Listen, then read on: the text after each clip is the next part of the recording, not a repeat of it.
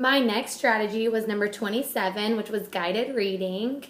And a description of guided reading is when you teach reading in a small group. And the group shouldn't be more than 4 to 6 students, or it's not really a small group. And you can't possibly coach more than that. So 4 to 6 would be the ideal amount in each guided reading group. And the groups are based off of their reading levels. Every kid in that reading group should be on the same reading level because each kid will be reading the same book. So that's very important. It begins with a book walk, which is the teacher and the students will open the book and they will look at the pictures, the vocabulary. The teacher might want to use the vocabulary in a sentence, might want to have concrete objects to help with the vocabulary. They need to be making predictions during the book walk, all of that good stuff. And then the kids will start reading, and they'll be reading out loud. They'll each have their own book. And same story, but they'll all have their own book. And they'll start reading at their own pace, and the teacher should go around to each kid, listening to them read. And she can be coaching, checking for comprehension, self-monitoring, decoding, listening for comprehension, all of that stuff. So that's what you should be checking and taking records of during the guided reading. After, the teacher can conduct a mini lesson on the needs of the students, the needs that she saw during the guided reading. So she'll have an opportunity to talk about the story and determine whether the students need support in understanding what they have read.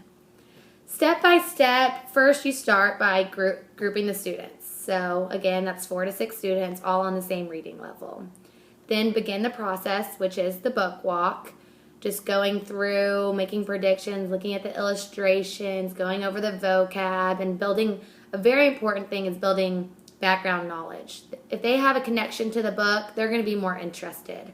And that's another thing. Pick a book that interests them. If you pick something that's not very interesting, they're going to check out and not be paying attention.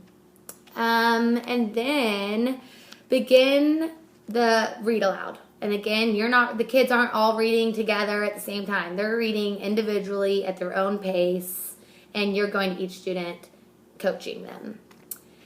Then you can pair the students for additional practice, which you can pair the students up to read to one another and listen for their oral reading one more time. So one last time you'll be able to listen to them and coach them during this as well, and then celebrate their success. That's very important.